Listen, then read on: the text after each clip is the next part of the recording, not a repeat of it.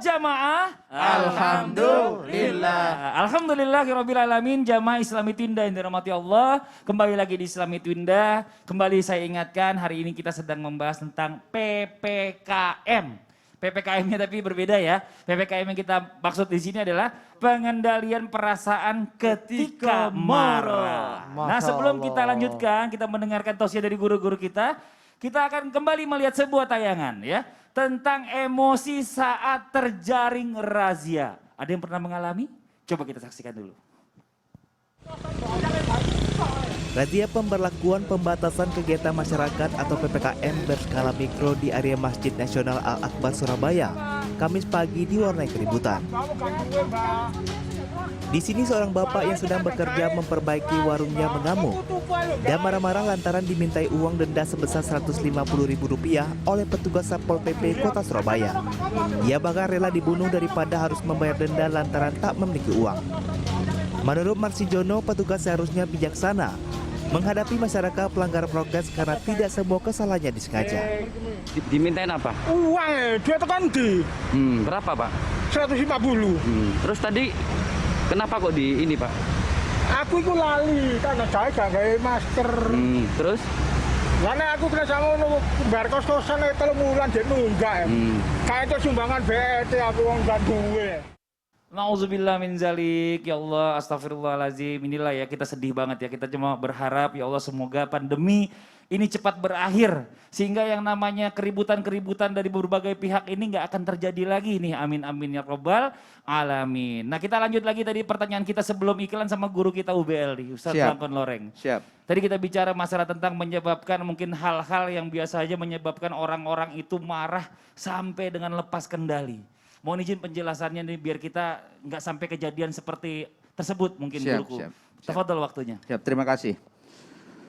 Habib Usman, Ustadz Syam, Bang Fadli dan guru-guru yang lainnya yang ada di sana mudah-mudahan mendapatkan berkah dan barokah dari Allah Subhanahu wa taala. Amin amin ya rabbal alamin. Ibu bapak jamaah yang dirahmati Allah Subhanahu wa taala, kita melanjutkan bahasan kita yaitu tentang PPKM, yaitu kepanjangannya pengendalian perasaan ketika marah. Nah, ini pertanyaannya adalah bagaimana seseorang ketika marah, apa yang menyebabkan dia marah terus-menerus tanpa bisa terkendalikan? Yang pertama, kata Rasulullah SAW, innal ghadaba minasyaiton. Sesungguhnya marah itu dari syaitan dan asyaitonu khuliqa minan nar. Setan niku dipun dadosaken saking api. Wa innama tutfa'u bil ma'i, dan api itu bisa dipadamkan dengan air. Maka fa idza ghadaba ahadukum falyatawadda, ketika kamu marah mongko wudu. Nah, ini yang pertama. Berarti syaitan atau kemarahan itu adalah merupakan sumber yang pertama. Yang kedua, jamaah yang berahmati Allah Subhanahu wa taala, ketika seseorang marah itu disebabkan karena apa? Yang pertama, situasi dan kondisi. Kata niku wau di dalam satu fiti diterangkan, ya apa rek, aku rantai duit 150 iku, akeh 150 iku. Jadi kan begitu. 150.000. Iya. Saya nggak punya uang. Nggak punya uang, itu situasi dan kondisi. Wong aku nyebut gaya, durung oleh duit, kok durung oleh batit dikongkon bayar. Lah niku itu bahasa Jawa Timurannya. Artinya itu situasi orang bisa marah kenapa? Bagaimana dimintai uang 150? Padahal dia bati aja belum dapat, untung belum dapat, pang-pang laris belum dapat. Maka itu namanya marah diakibatkan situasi dan kondisi. Yang kedua, jamaah yang rahmatullah subhanahu wa ta'ala, seseorang marah itu bisa diakibatkan karena ekonomi. Nah, ya. Itu tadi ya ekonomi, tapi ekonomi secara makro, secara besar. Hidup yang serba kesulitan, hidup yang serba berbagai macam hal ihwal sekarang ini, maka kadangkala itu bisa menimbulkan kemarahan yang meluap-luap, meletup-letup, bahkan tidak terkendali.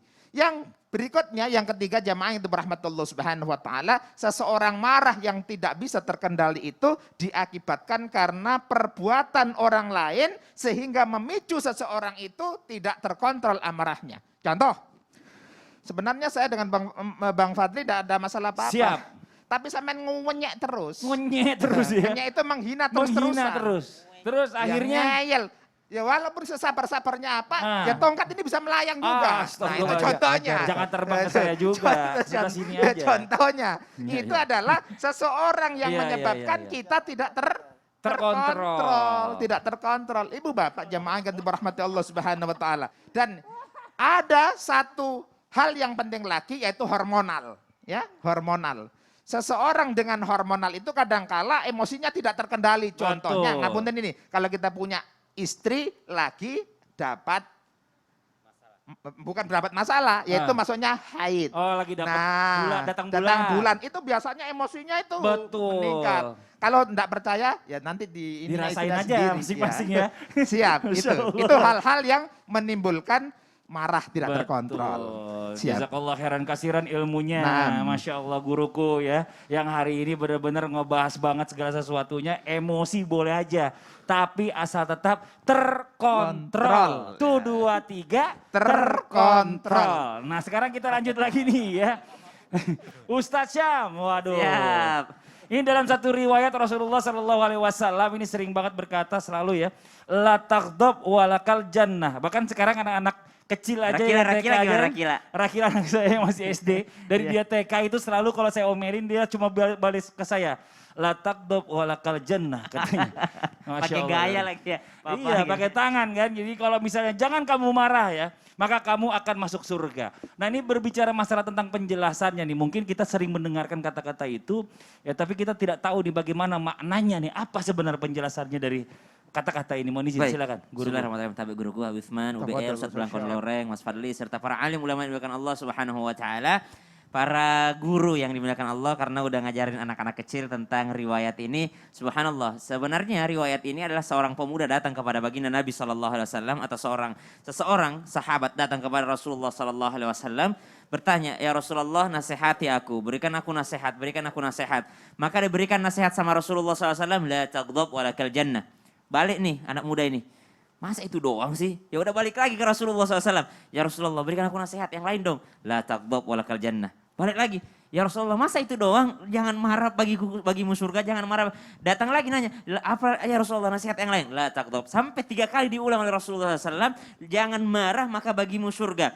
Maka ternyata dalam riwayat ulama-ulama kita juga menjelaskan apa sebenarnya makna ketika Rasulullah menasehati orang ini dengan jangan marah bagimu surga.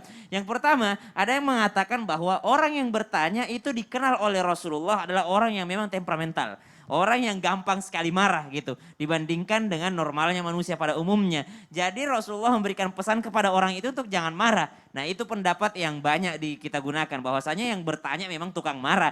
Jadi dikasih nasihat ya nih orang nih sholatnya udah bagus. Nih orang zakatnya bagus. Nih orang kalau jihad juga paling terdepan. Nih orang kalau sama orang tua baik. Tapi ternyata ada satu akhlaknya yang kurang. Suka marah-marah. Maka kata Nabi, la taghdab walakal jannah.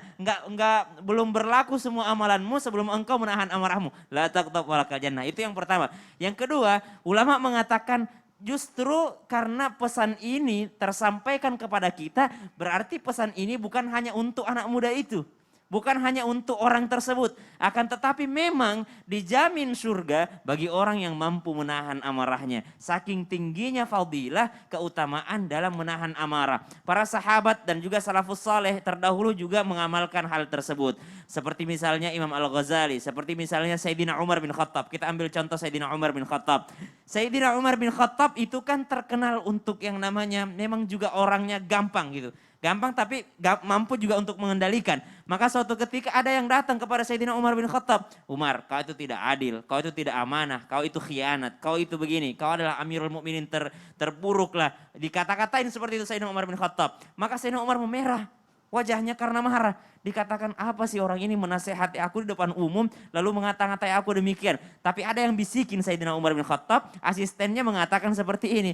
Wahai Umar, wal kadhiminal ghaidh khudhil afwa wa'mur bil 'urfi wa'rid 'anil jahilin. Ya Umar, maafkanlah dan jauhi orang-orang yang jahil. Subhanallah, dengan yang namanya mengulang-ulang ayat ini, Sayyidina Umar bin Khattab langsung meredam amarahnya. Maka subhanallah, surga itu ternyata tidak mahal-mahal teman-teman sekalian.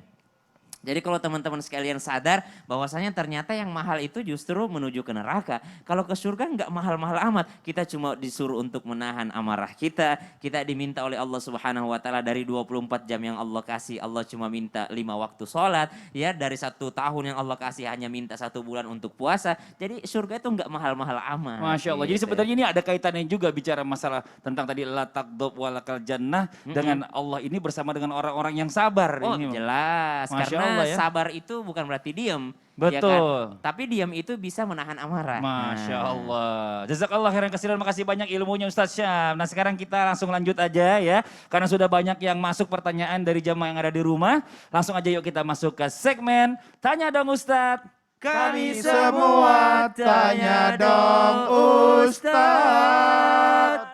Kita masuk ke pertanyaan yang pertama dari Instagram @lia_roland. Assalamualaikum, pengen marah lihat anak main game.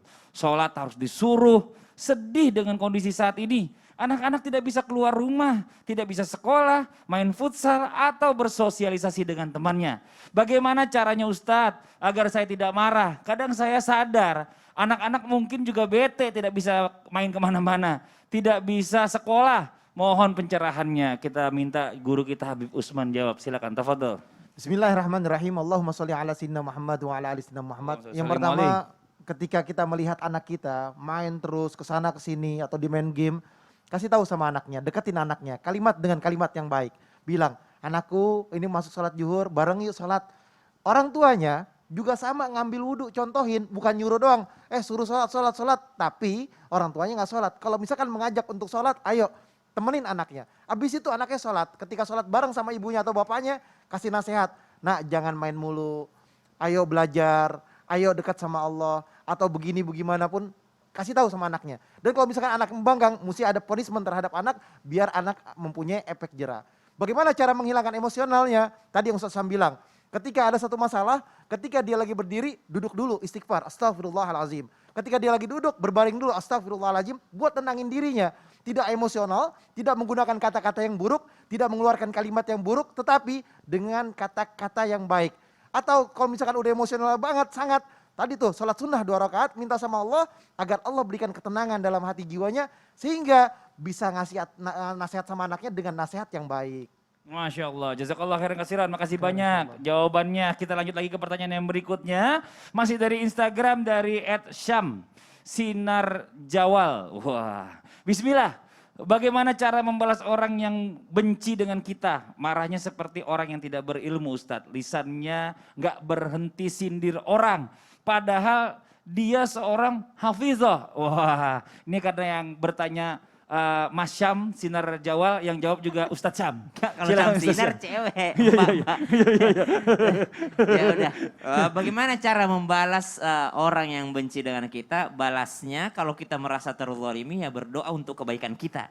Jadi sebenarnya ada kerugian ketika orang zalim kepada kita lalu doa kita digunakan untuk dia. Jadi doakan diri kita sendiri. Misalnya kita lagi terzalimi, dibenci sama orang, dinyinyirin sama orang, disakiti sama orang. Pakai kesempatan itu untuk mendoakan diri kita sendiri. Ya Allah berikan aku kesuksesan. Masya Allah. Kan misalnya Allah lagi kasih kesempatan untuk doamu lagi mustajab. Doakan dirimu, nggak usah mikirin dia. Ya Allah balaslah dia, nggak usah. Itu mah Allah balas tanpa kita minta sama Allah.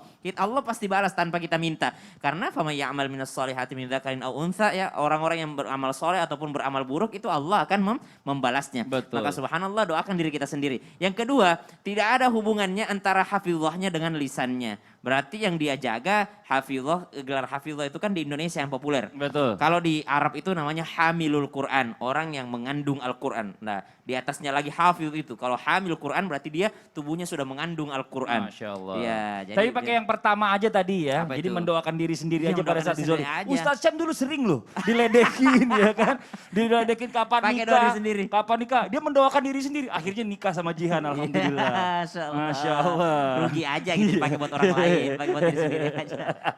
Ini sekarang kita lanjut lagi nih. Bib, tadi kan dijelaskan nih bagaimana kalau seandainya kita lagi emosi kalau bisa merubah posisi bahkan ya dan berwudu. Tapi sebenarnya ada nggak nih kita bicara masalah tentang doa yang bisa mengatasi itu? Mohon izin penjelasannya nih. Nah, ini menarik nih. Nah, Kumpulin keluarganya, saudaranya, semuanya siapin pulpen sama kertas. Oh, dikumpulin semua keluarganya, Siapin pulpen sama siapin kertas. pulpen sama kertas, ngapain, Dip? Buat nunggu ada doa setelah ini. Oh, ada doa setelah ini. Setelah ini. Jadi catatannya siapin dari sekarang. Oke, Iya. kalau gitu bener deh. Ya, yang di rumah jangan kemana-mana. Jangan lupa siapkan catatannya, karena kita akan segera kembali setelah yang satu ini. Tetap di Islam itu Indah. Jamaah. Oh jamaah, alhamdulillah.